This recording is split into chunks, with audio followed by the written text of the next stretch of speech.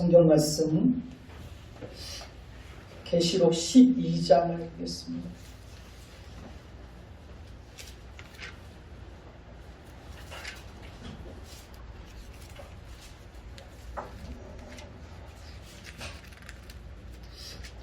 계시록 12장 1절부터 6절까지 보겠습니다.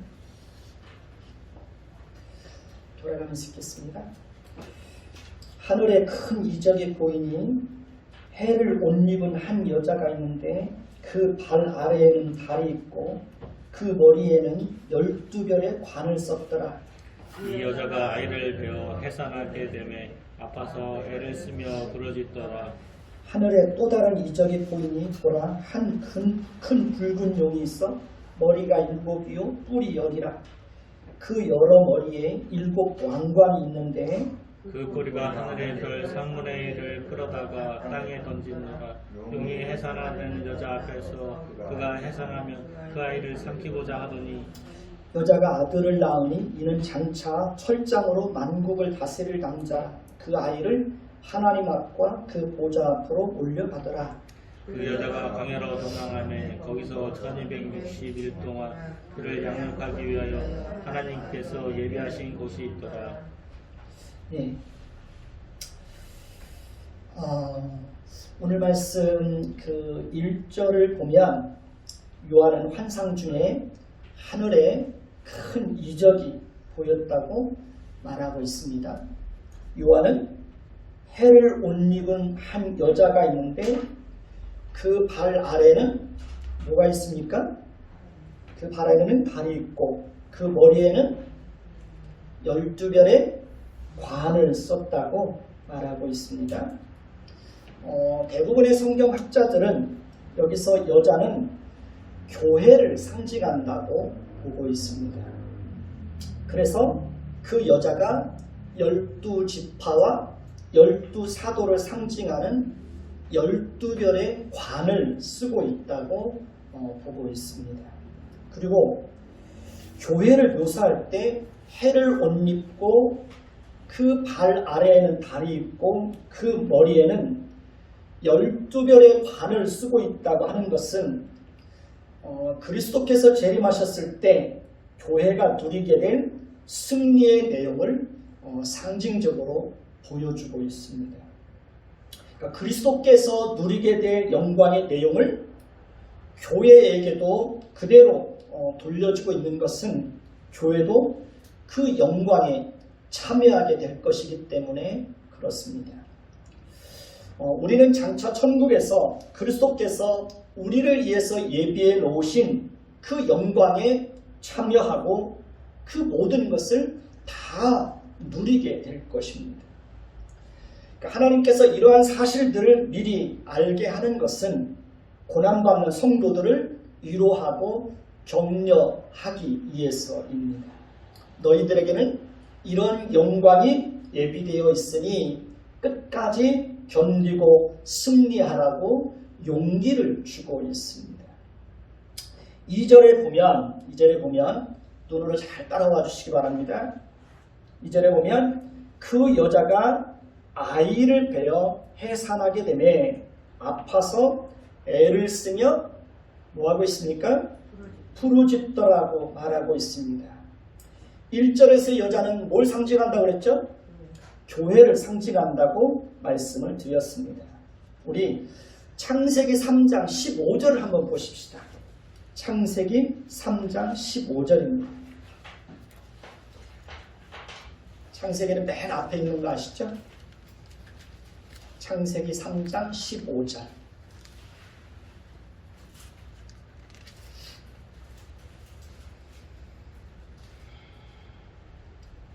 창세기 3장 15절.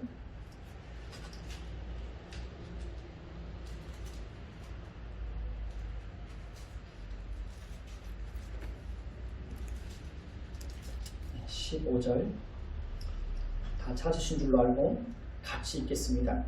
내가 너로 여자와 원수가 되게 하고 내 후손도 여자의 후손과 원수가 되게 하리니 여자의 후손은 내 머리를 상하게 할 것이요 너는 그의 발꿈치를 상하게 할 것이니라 하시고, 자, 이 말씀은 인류의 최초의 조상인 아담과 하와가 죄를 범한 이후에 하나님께서 여자의 후손을 통해서 그 중에 일부를 죄와 비참함과 영원한 형벌로부터 구원하실 것을 약속하신 언약의 말씀입니다.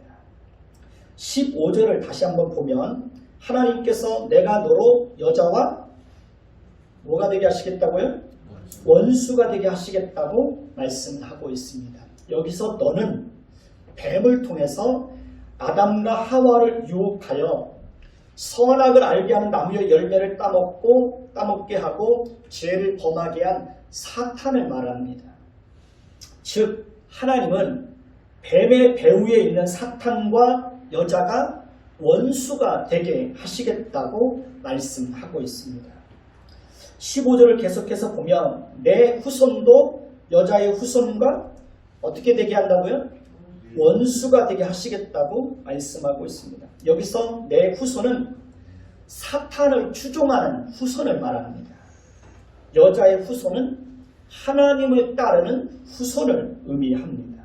이 말은 앞으로 인류가 사탄을 추종하는 사람들과 하나님께 순종하는 사람들로 인류가 그렇게 나누어질 것을 말씀을 하고 있습니다.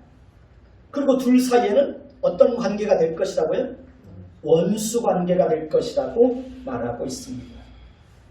15절을 다시 보면 여자의 후손은 내 머리를 상하게 할 것이요 너는 그의 발꿈치를 상하게 할 것이라고 말씀하고 있습니다. 이 말씀은 사탄과 예수님도 원수 관계가 될 것이라고 말하고 있습니다.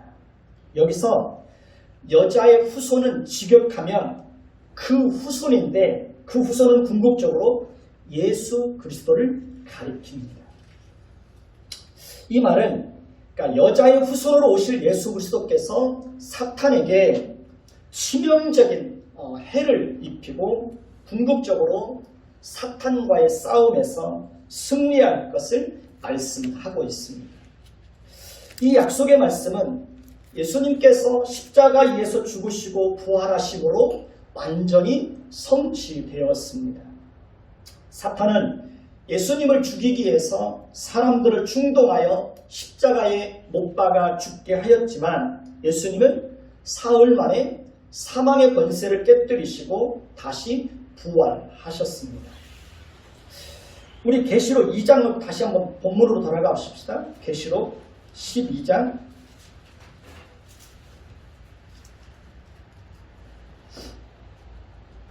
계시록 12장 2절을 다시 한번 보십시오. 오늘 말씀 2절에서 여자가 아이를 배웠다고 했는데 그 여자가 품고 있는 아이는 창세기 3장 15절에서 약속하고 있는 여자의 후손으로 오실 메시아, 즉 우리를 죄와 모든 비참함과 영원한 형벌로부터 구원할 예수 그리스도를 나타내는 것입니다. 그러니까 창세기서부터 계시록까지는 전부 그 여자의 후손에 대한 이야기를 하고 있습니다. 창세기 3장 15절에서는 하나님께서 여자의 후손을 통해서 구원자를 보내주실 것을 약속하셨고 그 약속은 좀 더 구체적으로 아브라함의 후손을 통해서 이루어질 것을 말씀을 하고 있습니다. 그래서 창세기 22장 17절에서 18절을 보면 내가 내게 큰 복을 주고 내 씨가 크게 번성하여 하늘의 별과 같고 바닷가의 모래와 같게 하리니 내 씨가 그 대적의 성문을 차지하리라. 또 내 씨로 말미암아 천하 만민이 복을 받으리라. 이렇게 말씀하고 있습니다. 갈라디아서 3장 16절을 보면 하나님께서 아브라함에게 약속하신 그 씨는 여럿을 가리켜 말하는 것이 아니라 오직 한 분 예수 그리스도를 가리키는 것이라고 분명하게 말씀하고 있습니다. 그 예수 그리스도로 말미암아 천하 만민이 복을 받고 죄와 비참함과 영원한 멸망으로부터 구원을 받을 하나님의 백성들이 하늘의 별과 같고 바닷가의 모래와 같이 많을 것이라고 하나님께서 아브라함에게 약속하셨습니다. 하나님께서 아브라함에게 약속하시는 것은 이제 다윗의 언약으로 이어지는 것을 봅니다. 사무엘하 7장 12절을 보시면 내 수완이 차서 내 조상들과 함께 누울 때에 내가 내 몸에서 날 내 씨를 내 뒤에 세워 그 나라를 견고하게 하리라고 말씀하고 있습니다. 여기서 내 씨는 구체적으로 솔로몬을 말하지만 솔로몬은 평화의 왕으로 오실 예수 그리스도를 상징합니다. 하나님은 창세기 3장 15절에서 약속하신 그 여자의 후손이 어떤 가문을 통해서 이 땅에 오게 될 것인지, 그리고 그분이 오시면 어떤 일들을 하게 될 것인지에 대해서 점진적이고 반복적으로 계속해서 기록하고 있습니다. 이사야 53장 5절에서 6절을 보면 여자의 후손으로 오실 메시아는 우리가 받아야 할 죄짐을 지고 그 몸이 찔림을 당하고 상함을 입고 징계를 받고 채찍에 맞고 곤욕과 신문을 당하고 마치 도수장으로 끌려가는 어린 양같이 죽게 될 것이라고 말씀하고 있습니다. 미가서 5장 2절을 보면 여자의 후손으로 오실 메시아가 베들레헴에서 태어나실 것을 말씀하고 있습니다. 그러니까 창세기 3장 15절에서 하나님께서 약속하신 여자의 후손으로 오실 메시아를 오늘 본문에서는 여인이 해산을 하는 것으로 그렇게 표현을 하고 있습니다. 그러니까 예수님은 하나님의 백성들을 구원하시기 위해서 이 땅에 육신의 몸을 입고 오셨습니다. 그래서 교회가 예수를 낳았다고 표현을 하고 있는 것입니다. 3절을 다시 한번 보십시다. 3절을 봅니다. 3절을 보면 요한은 하늘에 또 다른 이적이 보였다고 말하고 있습니다. 요한이 본 환상의 내용은 한 붉은 용이 있는데 머리가 몇 개요? 머리가 7이요. 뿔이 10이라고 말하고 있습니다. 붉은 용은 마귀 사탄을 상징합니다. 붉은색은 성경에서 죄를 상징하는 색깔입니다. 용을, 그러니까 사탄을 붉은색으로 묘사하고 있는 것은 그 붉은 용 곧 사탄으로 말미암아 죄가 세상에 들어왔기 때문에 그렇습니다. 3절을 다시 보면 한 큰 붉은 용은 머리가 7이요 뿔이 10이고 그 여러 머리에 뭐가 있습니까? 7 왕관이 있다고 말하고 있습니다. 성경에서 7이라는 숫자는 완전수를 상징합니다. 머리는 우두머리를 상징합니다. 그리고 그 여러 머리에 7 왕관이 있습니다. 성경은 이러한 표현들을 통해서 사탄 마귀가 세상의 왕이라는 것을 보여주고 있습니다. 그러니까 사탄은 자신을 따르는 모든 사람들의 왕입니다. 하나님을 따르는 사람들, 하나님을 따르는 모든 사람들의 왕은 누구입니까? 우리의 왕은 하나님이십니다. 그러니까 사탄은 자신을 따르는 모든 사람들의 왕이에요. 3절에서는 하나님과 교회와 하나님의 백성들을 대적하는 사탄과 마귀와 세상 권세 잡은 모든 세력을 이렇게 무서운 괴물로 묘사를 하고 있습니다. 그러니까 머리가 7이고 뿔이 10이고 7개의 왕관을 쓰고 있습니다. 만약에 이런 괴물이 세상에 나타난다면 모든 사람들은 큰 두려움과 공포에 사로잡혀서 죽기 살기로 도망을 갈 것입니다. 그러니까 뿔은 힘과 능력과 권세를 상징합니다. 그런데 사탄 마귀에게 뿔이 10이라고 했습니다. 그러니까 10뿔은 아주 강한 힘을 나타내는 것입니다. 이것은 마귀가 엄청난 힘과 능력을 가지고 세상 권세 잡은 자는 물론 모든 수단과 방법을 다 동원해서 하나님과 하나님의 백성들을 대적하고 교회를 핍박하고 괴롭힐 것이라는 것을 보여주고 있습니다. 그래서 사탄의 속성을 따르는 자가 권력을 잡으면 어떤 사람이 됩니까? 무서운 괴물로 변하는 것입니다. 사절을 보십시오. 그 꼬리가 하늘에 별 3분의 1을 끌어다가 어디에 던집니까? 땅에 던지더라. 용이 해산하려는 여자 앞에서 그가 해산하면 그 아이를 어떻게 해요? 삼키고자 하더니 라고 말하고 있습니다. 큰 붉은 용의 꼬리가 하늘의 별 3분의 1을 끌어다가 땅에 던지더라고 하는 것은 하나님과 교회를 대적하는 마귀와 사탄의 세력이 엄청난 무서운 힘을 가지고 있다는 것을 보여주고 있습니다. 그러니까 영화에 보면 무서운 괴물이 나타나서 건물이나 집이나 자동차를 무참히 짓밟고 사람들을 잡아서 집어 던지고 죽이는 그런 무시무시한 장면들을 볼 수 있습니다. 여기서도 머리가 7이요 뿔이 10개가 달린 괴물이 자신의 무서운 힘을 과시하고 있는 겁니다. 사절을 다시 보면 무시무시한 힘을 가지고 있는 사탄으로 상징되는 괴물이 여자 앞에서 그가 해산하면 그 아이를 어떻게 하려고 해요? 삼키고자 하였다고 말합니다. 사탄이 왜 여자 앞에서 그가 해산하면 그 아이를 삼키고자 하였을까요? 사탄은 그 여자가 해산하게 될 아이가 어떤 존재인지를 잘 알고 있습니다. 그러니까 사탄은 그 여자가 해산하게 될 아이가 비록 육신의 몸을 입고 이 땅에 오지만 그분은 온 우주 만물을 창조하시고 모든 것을 주관하시고 다스리시는 창조주 하나님, 그 하나님의 아들이라는 사실을 잘 알고 있습니다. 그러니까 사탄은 여자의 후손으로 오실 메시아가 마귀에게 치명상을 입히고 마귀의 세력을 완전히 멸하고 영원한 지옥불에 던질 것이라는 것을 사탄은 이미 알고 있습니다. 그러니까 사탄은 예수 그리스도가 하나님의 백성들을 죄와 모든 비참함과 영원한 멸망으로부터 구원할 자라는 것을 사탄은 이미 알고 있습니다.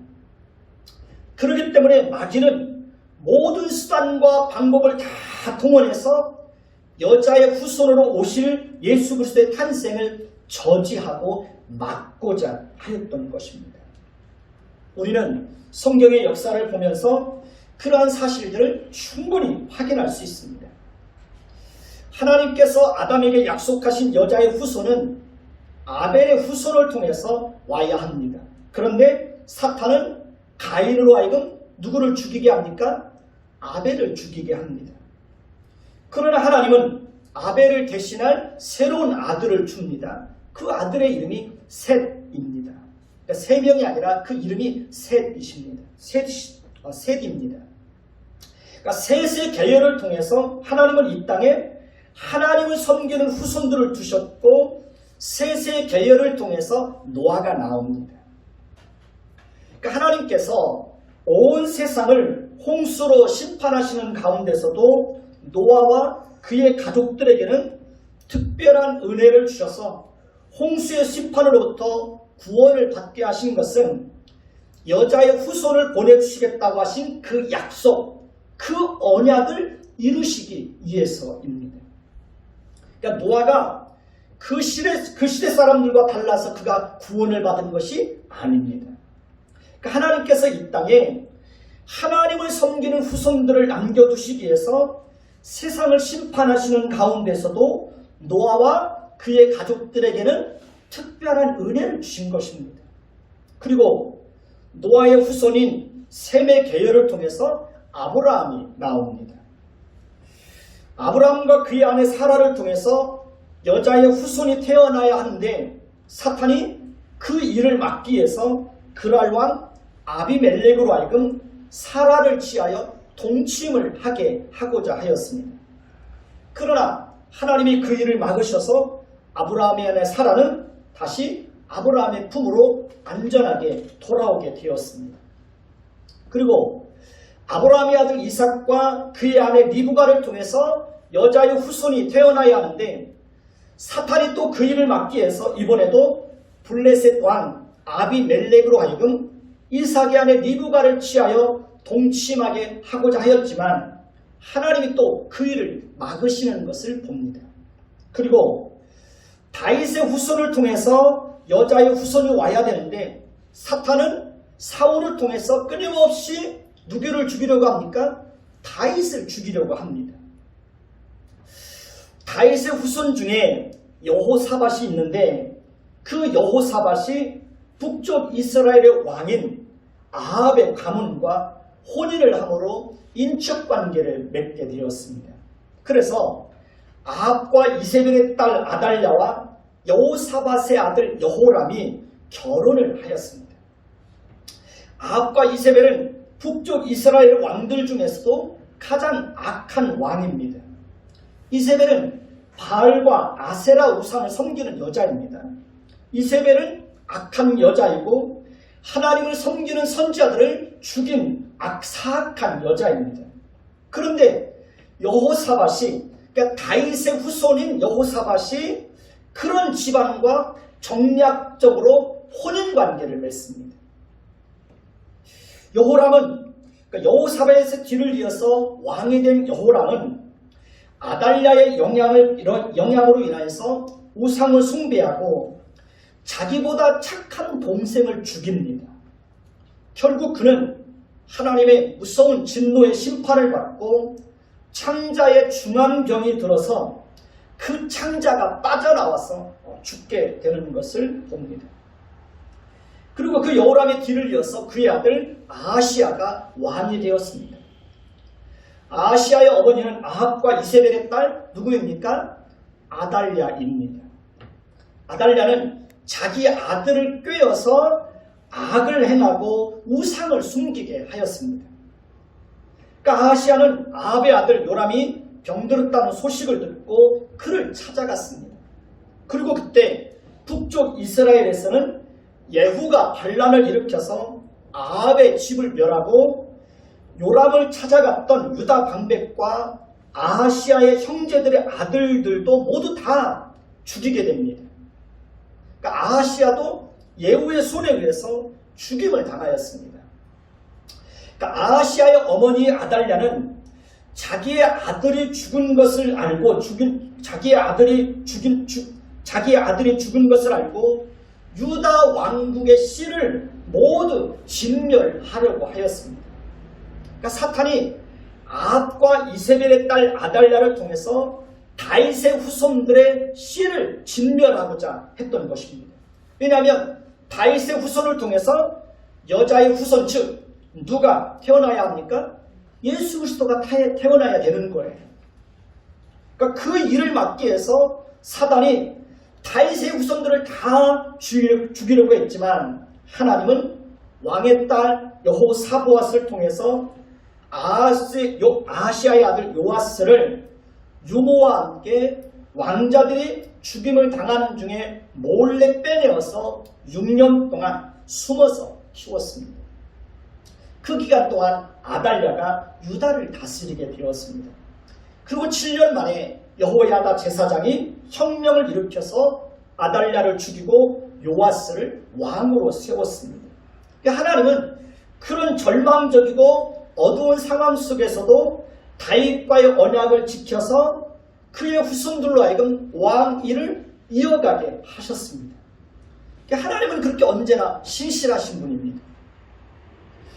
동정녀 마리아의 몸을 통해서 여자의 후손으로 하나님의 아들 예수 그리스도가 태어났을 때에도 사탄은 헤롯을 통해서 아기 예수를 죽이기 위해서 2살 미만의 아이는 모두 죽이도록 하였습니다. 그러나 그때도 하나님은 천사를 보내서 예수님을 애굽으로 피신을 시켰습니다. 그러니까 이렇게 사탄 마귀는 예수 그리스도의 탄생을 막아보려고 모든 수단과 방법과 세상의 권력을 다 동원했지만 하나님의 언약은 한치의 오차도 없이 이루어졌습니다. 사탄은 여자의 후손으로 오실 메시아의 탄생을 끊임없이 막아보려고 하였지만 결국 사탄은 실패하고 말았습니다. 사탄도 그 어떤 세상의 권력자도 하나님의 작정을 막을 수가 있을까요? 없을까요? 하나님이 하시고자 하시는 일들을 막을 수가 없습니다. 하나님은 자신이 약속하신 것을 성실하게 이루시는 신실하신 분이십니다. 5절을 보십시다. 오늘 말씀 5절을 보면 여자가 아들을 낳으리니 이는 장차 철장으로 만국을 다스릴 남자라. 그 아이를 하나님 앞과 그 보좌 앞으로 어떻게 하더라? 올려가더라고 말씀을 하고 있습니다. 그러니까 사단은 모든 수단과 방법을 다 동원해서 예수 그리스도의 탄생을 막아보려고 하였지만 그 예수님은 동정녀 마리아의 몸을 통해서 이 땅에 육신의 몸을 입고 오셨고 그 예수님은 하나님의 구원 계획을 다 완성하시고 부활하시고 승천하셨습니다. 그 예수님은 지금 하나님 보좌 우편에 계시면서 온 우주 만물을 다스리고 있습니다. 5절을 다시 보면 여자가 아들을 낳자마자 하나님께서 그 아이를 곧바로 하나님 앞과 그 보좌 앞으로 올려갔다고 말씀하고 있는데 이 말씀은 예수님의 출생만을 두고 하시는 말씀이 아니고 예수님의 전생애를 다 포함하고 있다고 보아야 합니다.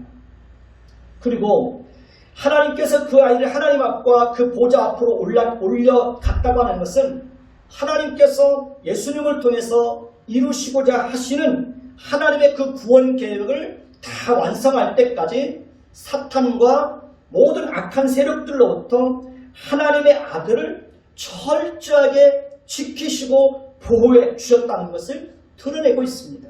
우리가 마태복음부터 쭉 공간복음을 보면 사탄이 끝없이 예수님을 죽이려고 해요. 그런데 하나님은 그런 가운데서 하나님의 구원을 완성할 때까지 하나님께서 그 아들을 철저하게 지키세요. 이것을 통해서 하나님은 사단의 공격으로부터 교회와 자기 백성들을 그렇게 지키실 것을 보여주고 있는 것입니다. 5절을 다시 보면 여자가 아들을 낳으리니 이는 장차 철장으로 만국을 다스릴 남자라고 말씀을 하고 있습니다. 우리는 예수님께서 장차 철장으로 만국을 다스린다고 할 때 이 말을 오해해서 예수님께서 철장을 가지고 무력과 무기와 힘을 동원해서 공포정치를 한다고 생각하면 안 됩니다. 하나님의 나라는 철저하게 하나님의 공의와 국률을 따라서 다스려지게 됩니다. 하나님은 세상의 임금이나 권력자들처럼 자신들의 가진 권력과 힘을 이용해서 자신들의 정치적인 목적을 달성하기 위해서 사람을 죽이고 거짓과 이선과 불의와 불법을 행하지 않습니다. 하나님은 율법을 따라서 선을 행한 자에게는 선으로 갚아주시고 악을 행한 자에게는 악으로 갚아주십니다. 그것이 하나님의 공의입니다. 하나님은 치우침이 없습니다. 하나님은 반드시 역사 속에서 공의를 드러내시고 악을 행하는 자들에게는 진노의 심판을 내리실 때가 분명히 있습니다. 지금은 권력과 자신들이 가진 힘이나 숫자를 앞세워서 모든 수단과 불법을 다 동원해서 정치적인 목적을 달성함으로 인해서 잠시 승리한 것처럼 기뻐하고 환호성을 지르고 노래를 부르고 있는 것처럼 보일 수 있습니다. 그러나 하나님은 때가 되면 반드시 악을 행하는 자들에게는 심판하실 때가 있습니다. 그것이 하나님의 공의입니다. 그리고 하나님은 끊임없이 하나님의 백성들에게는 긍휼을 베풀어 주십니다. 하나님은 자기 백성들의 죄를 범하면 잠시 하나님의 진노의 심판을 내리시는 가운데서도 자기 백성들에게는 긍휼을 베푸는 것을 잊지 않습니다. 그래서 하나님의 그 진노의 심판마저도 하나님께서 베푸시는 그 긍휼하심으로 감당을 하게 하십니다. 우리도 하나님 나라의 통치 원리를 따라서 공의를 드러내고 정의를 행하고 끊임없이 긍휼을 베푸는 사람들이 되어야 합니다. 우리는 가족과 자녀들과 주변 사람들에게도 끊임없이 뭘 베풀어야 됩니까? 긍휼을 베풀어야 합니다. 그래서 하나님의 백성들은 마음이 따뜻한 사람이 되어야 하는 것입니다. 한번 따라해서 봅시다. 하나님의 백성들은 마음이 따뜻해야 된다. 하나님의 백성들은 하나님의 긍휼을 드러내야 되는 그런 존재들이기 때문에 마음이 늘 따뜻해야 돼요. 세상의 정치는 내가 살기 위해서 자신과 반대편에 있는 사람을 철저하게 짓밟습니다. 그것이 사탄의 속성입니다. 그래서 세상의 정치는 무서운 거예요. 세상의 정치는 잔인하고 무자비한 거예요. 제가 볼 때 우리나라 정치는 아직 유치원 수준도 벗어나지를 못하고 있습니다. 우리나라 정치 지도자들은 성품이나 어떤 인격면에 있어서 제가 볼 때는 다 그런 건 아니지만 초등학교 학생 수준도 못합니다. 분별력도 없어요. 어쩌면 그렇게 나라를 다스리겠다고 하는 사람들이 기본적인 분별력도 없어요. 상식도 없어요. 정도도 없어요. 정의도 없어요. 그러니 무슨 정치가 발전하고 민주주의가 성숙할 수 있겠습니까? 하나님을 모르는 사람들은 누구든지 사탄의 속성을 따라서 모든 일들을 하기 때문에 그들이 드러내는 열매들이 다 사탄의 열매예요. 부패한 본성에서 나오는 열매들이에요. 우리는 이 땅에서 하나님 나라의 통치 원리를 따라서 살고 하나님의 성품을 따라서 끊임없이 용서하고 사랑하고 포용하고 오래 참고 나누고 베풀고 다른 사람을 짓밟는 것이 아니라 다른 사람이 나로 인해서 살게 하는 그런 삶을 우리는 살아야 되는 것입니다. 그러니까 나 때문에 다른 사람이 불행해지는 것이 아니라 나 때문에 다른 사람이 행복해지는 거예요. 우리는 그렇게 살아야 되는 거예요. 우리는 권력이나 재물이나 육체를 자신의 힘으로 삼는 자들이 아니라 철저하게 하나님만을 우리의 힘으로 삼고 그 하나님을 철저하게 의지하면서 살아야 합니다. 우리가 항상 겸손해야 됩니다. 우리는 이 땅에서 끊임없이 하나님의 성품을 연습해야 됩니다. 그것이 바로 하나님 나라에 속한 하나님의 백성들이 이 땅에서 살아가는 삶의 원리가 되는 것입니다. 하나님은 자신이 약속하신 것을 성실하게 이루어주시는 신실하신 분입니다. 하나님의 작정을 막을 수 있는 존재는 이 세상에 아무것도 없습니다. 하나님의 열심은 아무도 막을 수 없습니다. 하나님은 저와 여러분들이 이 땅에서 살아가는 동안에도 우리의 성숙과 변화를 위해서 열심을 품고 우리의 인생을 이끌어 갈 겁니다. 하나님은 우리를 돕는 일에도 열심을 낼 것입니다. 그러니 우리도 열심을 품고 주를 섬겨야 합니다. 기도하는 일에도 열심을 내야 됩니다.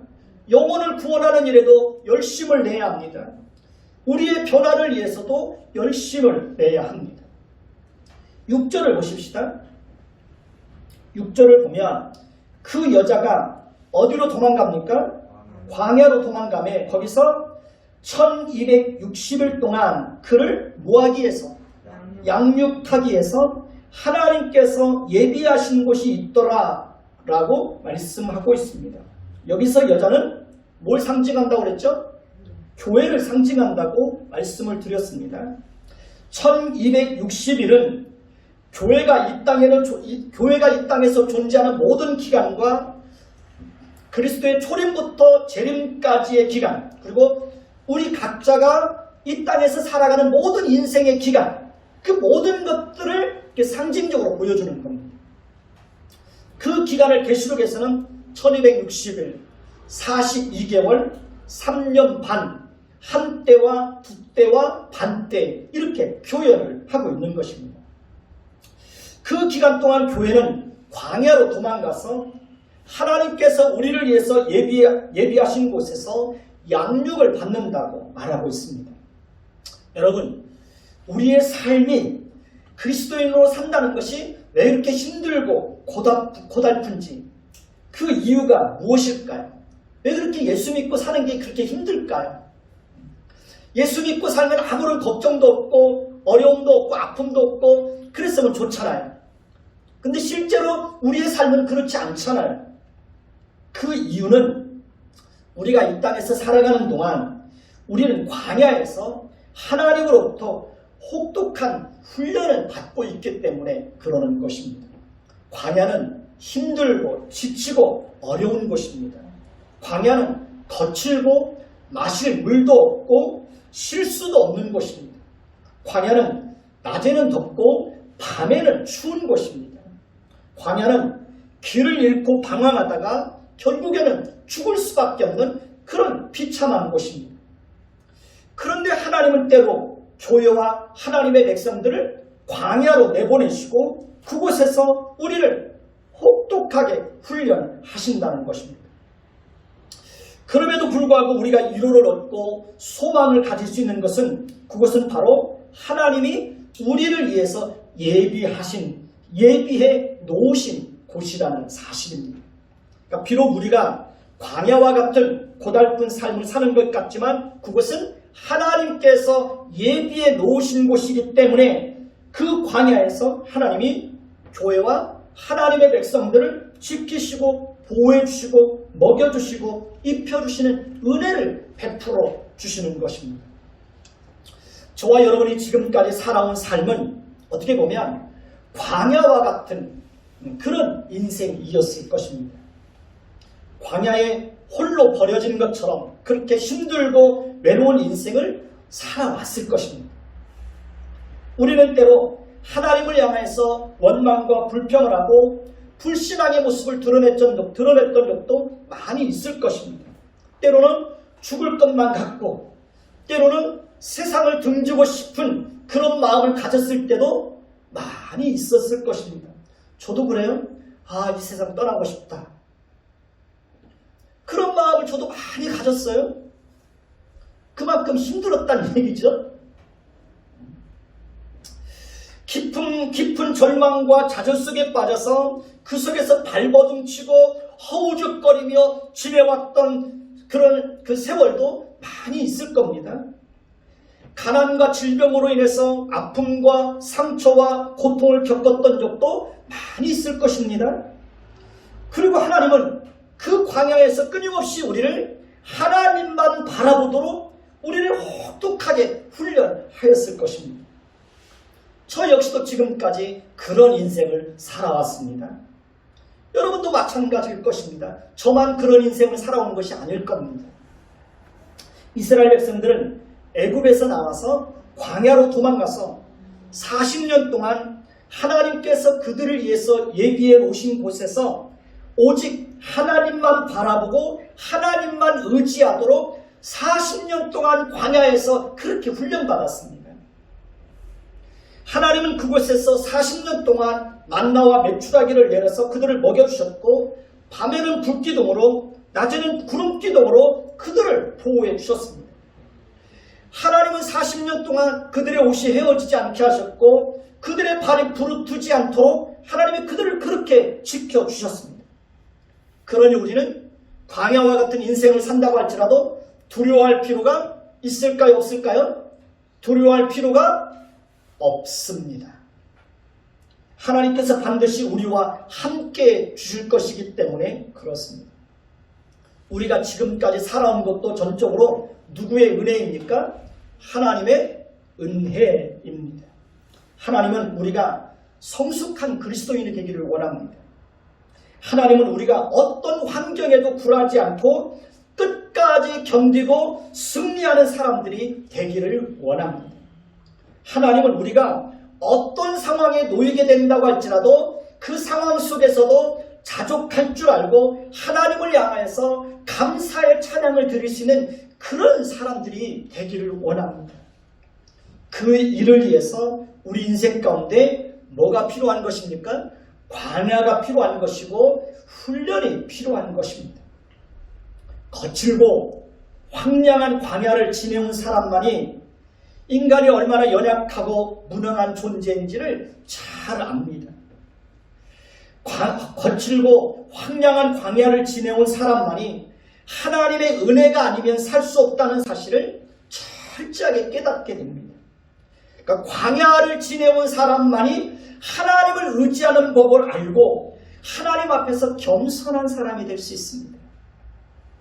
광야를 경험하지 않은 사람은 항상 교만합니다.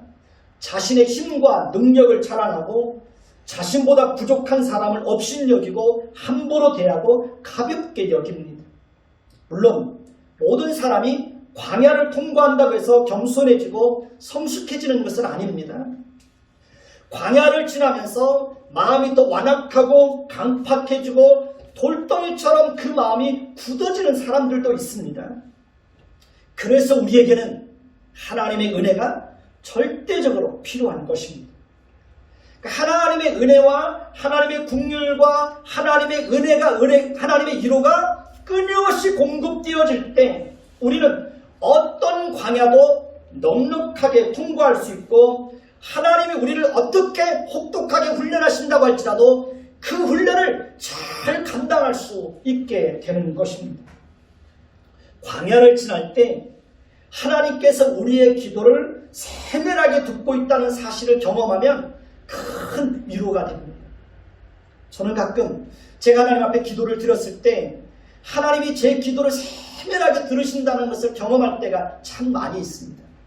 그럴 때마다 큰 위로가 됩니다.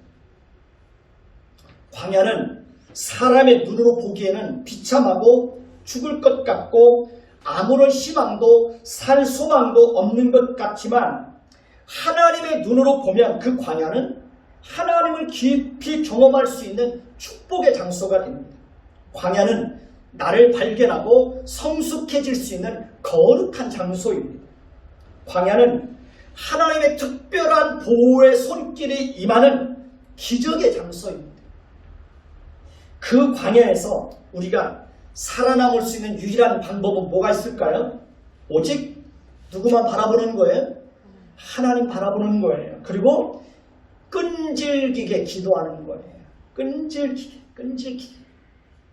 저도 지금까지 교회를 개척하고 지금까지 살아오면서 어떻게 보면 정말 광야와 같은 그런 인생을 살아왔고 광야에 홀로 버려진 것처럼 그렇게 삶을 살아왔지만 그런 가운데서도 지금까지 살아남을 수 있었던 것은 정말 끈질기게 하나님 붙잡고 놓지 않았기 때문에 그러는 것입니다.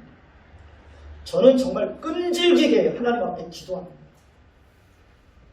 우리는 어떤 상황에서도 기도의 끈을 놓으면 될까요? 안 될까요? 기도의 끈을 놓으면 안 되는 겁니다. 그러니까 광야를 지날 때에 기도의 끈을 놓으면 그 순간부터 우리의 마음이 하나님으로부터 멀어지는 거예요. 그리고 하나님으로부터 멀어지면 미끄러져요. 넘어집니다. 그리고 하나님을 떠나게 됩니다. 그러나 광야를 지날 때에 끝까지 기도의 끈을 놓지 않고 하나님께 부르짖는 사람은 반드시 그 광야를 내 힘이 아니라 하나님의 은혜로 그 광야를 통과하게 되는 거예요. 하나님께 끊임없이 기도하는 사람에게는 광야를 지날 때에 하나님의 은혜와 하나님의 긍휼과 때를 따라 돕는 그 하나님의 도우심의 은혜가 끊임없이 임하게 되는 거예요. 그래서 그 광야를 하나님이 베푸시는 그 기적의 손길로 인해서 그 광야를 통과하게 되는 것입니다. 고난을 잘 견디고 광야를 잘 통과하면 하나님께서 베풀어 주시는 상이 있어요. 특별 보너스가 있어요. 제가 경험한 바에 의하면 광야를 잘 통과하면 고난을 잘 견디면 하나님이 반드시 상을 줍니다. 거칠고 황량한 광야에서 혹독한 훈련을 잘 감당한 사람만이 훌륭한 그리스도인이 될 수 있습니다. 끝까지 승리하는 자들만이 그리스도의 모든 영광에 참여하고 그것을 마음껏 누릴 수가 있습니다. 우리는 지금 모두 코로나 바이러스로 인해서 거칠고 힘들고 어려운 광야를 지나고 있습니다. 우리는 반드시 하나님의 특별한 은혜와 보호하심의 손길로 이 광야를 안전하게 통과하게 될 것입니다. 그러니 누구를 의지해야 됩니까? 하나님을 의지해야 됩니다. 하나님께 기도해야 됩니다. 기도해야 됩니다. 파수꾼이 아무리 경성에서 지켜도 하나님이 지키지 않으면 사람의 수고는 헛된 것입니다. 아무리 국가가 방역을 잘 세우고 그래도 하나님이 지키지 않으면 여지없이 무너지는 겁니다. 그래서 우리는 물론 방역도 잘 지켜야죠. 우리가 이곳에 와서 예배를 드릴 때도 마스크 잘 쓰시고 거리 유지하고 그리고 식사하지 말라면 식사하지 않고 방역 수칙을 잘 지켜야죠. 그러나 우리가 할 일은 다 해도 하나님이 함께 하시지 않으면 다 무너지는 거예요. 무너지는 겁니다. 그래서 우리는 이러한 때에 우리는 지금 모두가 다 광야를 지나고 있는 거예요. 미국은 하루에 3,000명 이상이 코로나로 인해서 죽어가고 있습니다. 유명한 감독도 코로나로 인해서 외국에서 죽었습니다. 이러한 때에 하나님이 지켜주지 않으면 우리는 안전할 수 없는 거예요. 그래서 우리는 더 하나님께 기도하고 하나님 바라보고 하나님의 그 도움의 손길로 인하여서 이 코로나 바이러스의 이 광야를 통과해야 되는 것입니다. 저와 여러분들도 끝까지 하나님 의지한 어떤 가운데서도 기도의 끈을 놓지 않는 저와 여러분들이 되시기를 예수님의 이름으로 축원해 드리겠습니다. 기도하겠습니다. 하나님, 우리가 아무리 거칠고 황량하고 어렵고 힘든 그런 광야를 지난다고 할지라도 기도의 끈을 놓지 않을 수 있다면 우리는 반드시 하나님의 은혜로 그 광야를 통과하게 될 것입니다.